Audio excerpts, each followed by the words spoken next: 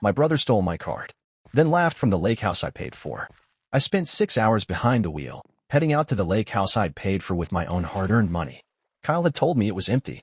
Just said, "We already did it last week, bro." No sorry, no heads up, just a bunch of pictures. I didn't respond. I kept my mouth shut. But the cops ended up knocking on their door anyway. I rolled up to the lake house right as the sun dipped low, slipping behind the tree line and stretching long shadows across the gravel driveway. My old pickup rattled to a stop, the engine ticking as it cooled. The tires had crunched loud over the stones, and I just sat there for a bit, hands still gripping the wheel. My chest felt tight, something halfway between hope and dread. I'd been planning this for 6 months. It was supposed to be our first real family vacation in years. A full week out at Lakeview Retreat. A cozy cedar cabin with a wide wraparound porch and a dock that jutted out into the water. Before I continue, don't forget to subscribe to the channel so you don't miss new and interesting stories. Put likes. But back to the story. I'd imagined all of us out there, laughing, talking, living like a family again. To make it happen, I'd worked extra shifts at the warehouse, skipped out on lunch breaks, and scraped together every spare dollar I could find just to cover the $2,800 deposit. The grill I ordered and shipped ahead of time was still sitting there on the steps, the box unopened, tape unbroken. No smell of barbecue, no sound of laughter drifting out of open windows, just silence. Heavy and all kinds of wrong. I stepped out of the truck, boots scuffing the dirt as I checked my phone. The screen lit up with that old message.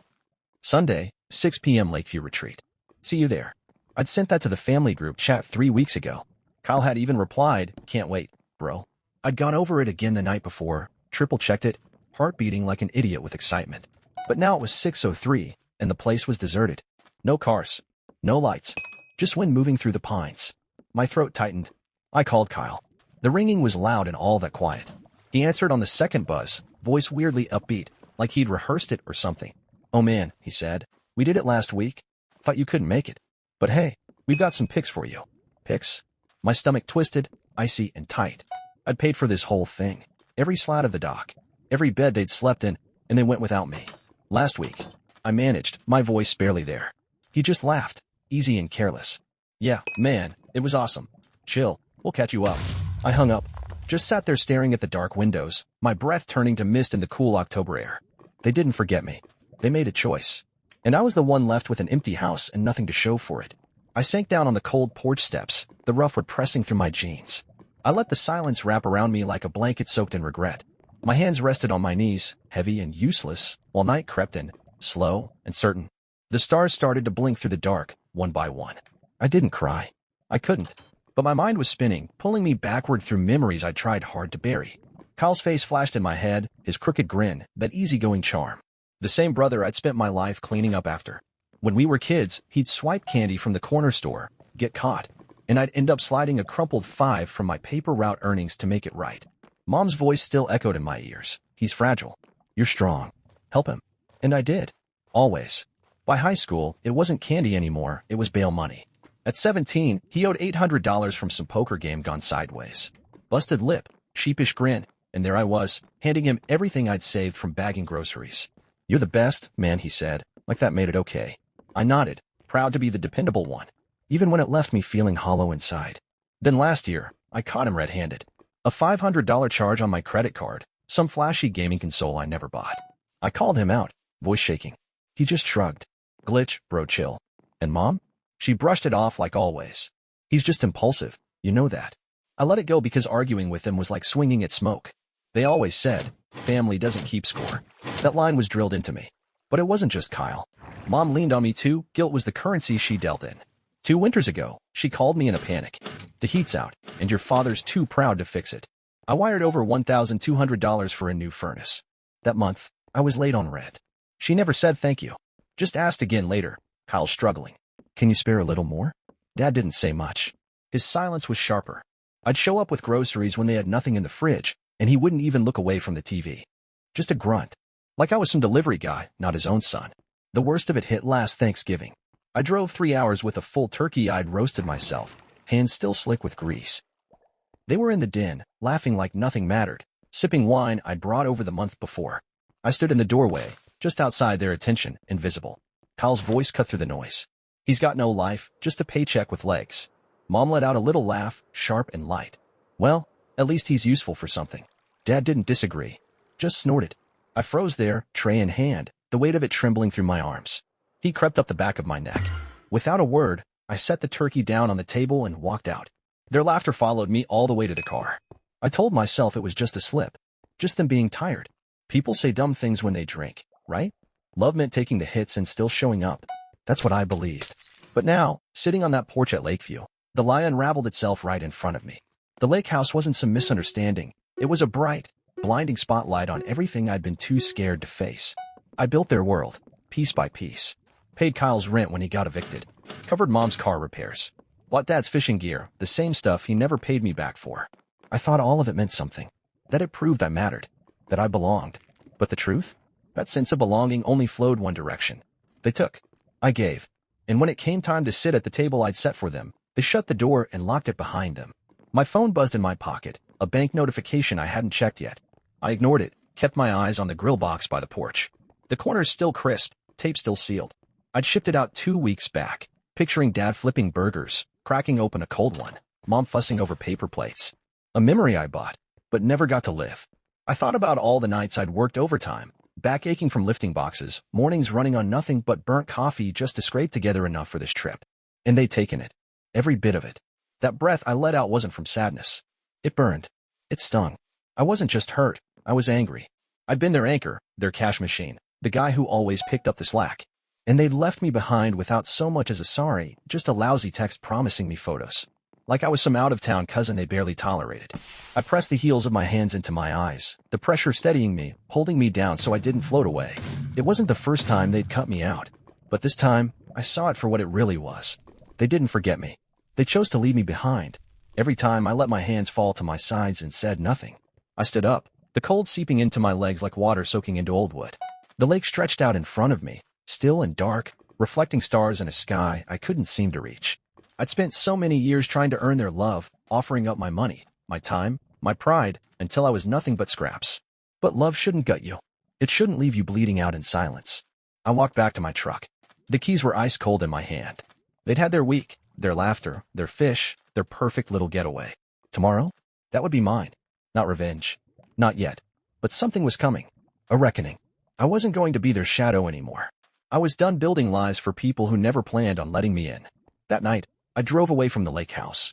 Watched it shrink smaller and smaller in my rearview mirror until it disappeared into the woods. Just a dark, empty shape swallowed up by the pines. The road stretched out ahead, long and gray under a sky that didn't offer a single bit of moonlight. I gripped the steering wheel tight, tight enough that my knuckles turned white. There was a slow burn in my gut, not loud, not wild. Just steady, like a coal sitting at the bottom of a fire that refused to go out. My phone buzzed again on the seat next to me. It lit up with Kyle's name. I let it ring, then checked the message. Bro, chill. We'll send you some fish. We caught Epic Week fish. Like I was some stray they were tossing leftovers to. I didn't reply. Just let those words echo in my head. Epic Week. I pictured them, Kyle reeling in a fish, Mom snapping photos, Dad with a beer in hand. All of them smiling. All of them enjoying the weekend I'd made possible, while I was back in the city, breaking my back and counting the days, dreaming about a dock I'd never stepped foot on. When I got home, I dropped my keys on the counter and collapsed onto the couch. The springs creaked under me, the silence pressing in from all sides. I couldn't sleep. Not with that fire still smoldering inside. I reached for my laptop out of habit, flipped it open, and checked my bank app. And there it was. A $1,200 charge had posted just the day before. Lakeview Boat Rentals. My breath hitched. I hadn't rented a damn thing. That charge $200 wasn't mine. I'd been knee-deep in work when it went through. But the date? It lined up perfectly with their little joyride last week. The one they took without me. I hovered over the transaction details, fingers stiff on the trackpad, and there it was, authorized by my card. The same one Kyle had used before. The same digits from that so-called glitch last year. It wasn't just that he left me out. He'd straight up stolen from me again. And this time, it was no accident. I slammed the laptop shut, the sound cracking through the quiet. My heart pounded in my ears, hot and heavy. All I could see was his smirking face, that shrug he always gave when I caught him, like it was no big deal. Like I was just the sucker who'd pick up the tab again. I snatched up my phone and called Mom. My voice came out tight, clenched like a fist. Where's Kyle? She hesitated. Just a second. Then came that tired sigh, one I'd heard 100 times. The voice she used to smooth it all over. Oh, honey, he's at home. What's going on? I didn't dance around it. He used my card. Rented a damn boat last week. $1,200. There was a longer pause this time. Then she said, he didn't mean anything by it. You know how he is. He just wanted to make it special for all of us. Special. That word hit like a slap across the face. For who? I shot back. Because it sure as hell wasn't for me. I wasn't even there. She started in again, probably ready to spin another excuse, but I cut her off. He thought I'd cover it. Like I always do. I ended the call before she could keep going. My hand shook as I set the phone down. I started pacing, wearing a line into the cheap carpet with my boots. It wasn't just the money. Sure, $1,200 was half my rent, and yeah, I'd feel that sting for months, but it was more than that. It was the knowing. He'd planned it. Plugged my numbers into that rental system with a smile on his face, probably laughing with them out on that boat while I was busting my back on the warehouse floor. And Mom? She brushed it off like it was nothing. Like I was being dramatic. I stopped by the window, watched the streetlights flicker against the dark. Something inside me clicked, sharp, solid, final. This wasn't just some slip. Not a mix-up. This was deliberate. Calculated. They'd taken everything I gave, my money, my time, my loyalty, and used it to build their little bubble. And all the while, I'd been falling, and not one of them even noticed. I sat back down, slower this time, grabbed my phone again, not to call, just to think. My thumb hovered over Kyle's last text, that garbage about sending me some fish. Like I was a stray dog waiting on scraps. I deleted it. Then I opened the bank app again, took a screenshot of the boat rental charge, and saved it. A start. Proof. Evidence of the years they took without giving back. My thoughts raced, connecting all the dots, the lake house, the stolen vacation, the countless loans I never got back. I'd always been in it with them, fully. But now, I was out. Tomorrow, I'd stop playing the role they wrote for me. I wasn't the dependable one. The one they could lean on, step over, and forget. Not anymore. They'd had their laughs. Left me with the bill. And assumed, like always, I'd just take it. But this time, I wouldn't bend. I'd break something. Their illusion. Their grip. The lie we all kept pretending was love. I leaned back on the couch, the springs groaning under me again. Stared up at the ceiling. The rage wasn't boiling anymore. It was colder now, steady, focused. Like a blade I'd been sharpening in the dark. They thought I'd stay in the shadows, where they left me. But I'd been watching too long, too closely. Tomorrow, I'd step into the light, and they'd finally have to see me. Not as a wallet, or a backup plan. As the man they pushed too far. This wasn't the end. It was the start. The next evening, I pulled into my parents' driveway. The engine ticked as it cooled. A thick folder tucked under my arm. The windows glowed warm, soft yellow light spilling out like a Norman Rockwell painting. But it was all fake. I never truly belonged in that picture. I hadn't slept the night before. I'd stayed up printing bank statements, receipts, screenshots, anything and everything I'd ever given them. Years worth. My boots hit the porch hard. I didn't knock. I walked right in. They were all in the living room. Kyle stretched out on the couch, thumbing through his phone like he didn't have a care in the world. Mom hovered over a tray of cookies. Dad was sunk into his chair, eyes glued to a baseball game on the screen. They looked up when I stepped in surprised. I didn't wait for greetings. I dropped the folder on the coffee table with a loud thud. This, I said, voice flat and even, is what I've paid for you. Kyle just smirked. He didn't even bother sitting up. Just shot me a look and said, "What's this?" "Your diary." I didn't answer him. Just flipped the folder open, letting the pages fan out like a deck of bad bets. 20 here, 80 there, $800 for the lake house, $1,200 for the boat rental, another $800 to cover his old gambling debt, and $1,200 more when Mom's furnace gave out. "The lake house you all enjoyed while I stayed home?" I said, tapping one line. "And the boat you rented with my card? That was never repaid either. Years of this. And I'm done." Mom's hands froze mid-reach, her mouth parting like she had something sweet to say but couldn't find the words. "Honey, we're family," she finally said. "Why make it ugly?" Kyle snorted. "You're so dramatic, man. It's not like we held a gun to your head." I looked him dead in the eye. "No, you just took everything I gave and laughed when I wasn't looking." Dad hit mute on the TV, his brow furrowed. "This about a boat?" I slid the printed screenshot across the coffee table. $1, $200. Lakeview Boat Rentals. Charged last week. Kyle used my card. Again. While you were all out there fishing. Kyle's smirk twitched, just for a second. Then he shrugged it off. "It was for the family. You would have paid for it anyway." I leaned in, voice low and sharp. "I reported it as fraud this morning." Silence fell like a drop plate. Kyle's phone slipped from his hand to the couch. Mom's tray of cookies hit the floor, scattered. Dad stood, face going red. "You turned on your own brother over this?" "He turned on me first," I snapped back. "He stole from me. Thought it through. Pulled it off. And all of you? You just went along. Let it happen. Ate the food. Rode the boat. Left me behind." Mom stepped forward, hands twisting like they were trying to squeeze out an excuse. We didn't mean to hurt you, she said softly. Kyle told us you were busy, that's all. I almost laughed, dry and bitter. Busy? I was working overtime to pay for that cabin. You knew that. Kyle rolled his eyes, arms spread. Get over it, bro. It's not that big a deal. That was it. The second punch came out cold. It is a big deal when it's theft. The bank is your name now. You're not skating past this one. The air in the room changed. Heavy. Dense with panic. Like they could feel the consequences start to settle in. Mom's voice cracked. You can't do this. We'll fix it.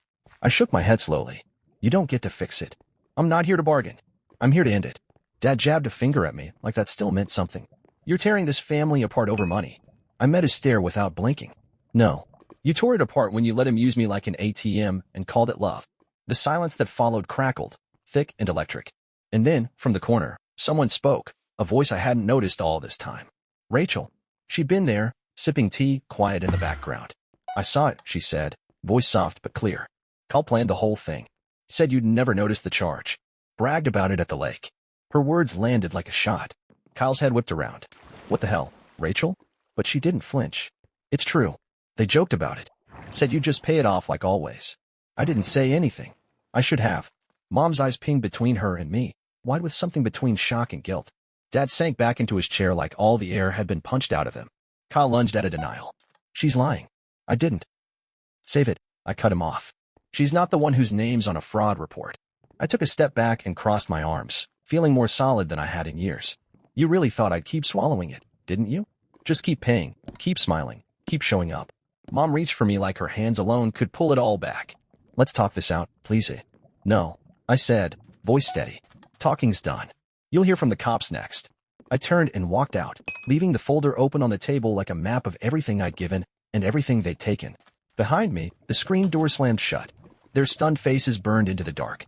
Then I heard Rachel's voice behind me, quiet, but sure. You didn't deserve this. I paused just a second and gave her a nod. She was right. I didn't. They built their good times on my back, but I wasn't carrying them anymore. That night, I slept like a man who'd emptied the last drop of poison from his cup.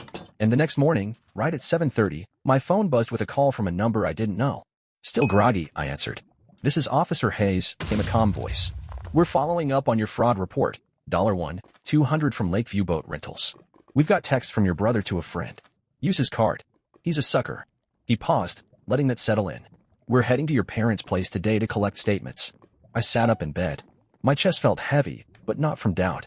From truth, finally landing. Do I need to be there? I asked. No, sir, the officer said calmly. You've given us enough. We'll handle it from here. I thanked him and hung up. The silence in my apartment didn't feel so heavy anymore.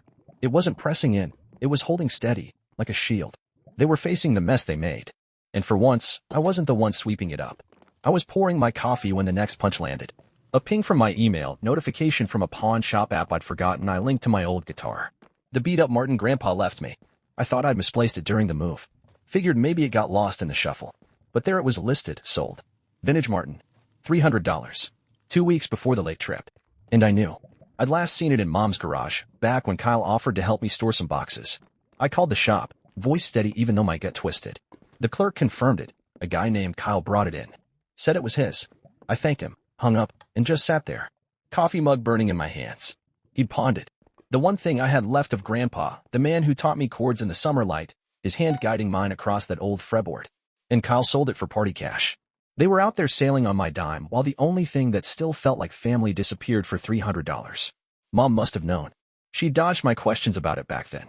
Played dumb. My phone lit up again. Mom. I let it go to voicemail. Then hit play. Her voice trembled. The police were here, asking about Kyle's texts. How could you do this to us? He's a wreck. No apology. No shame. Just blame. Then a text from Kyle. You're ruining me, bro. I could lose everything. I didn't answer. A few minutes later, call it off. You're killing your mother. I tossed the phone aside. Their words hit, but they didn't stick. They slid off like rain on glass. This wasn't about remorse.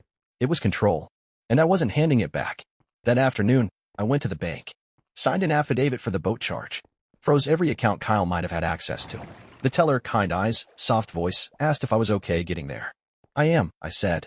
In minute. Back home, I dug through old texts. Found one from Kyle, right before the lake trip. Need cash. Can I borrow something? I told him no. He took it anyway. The boat. The guitar.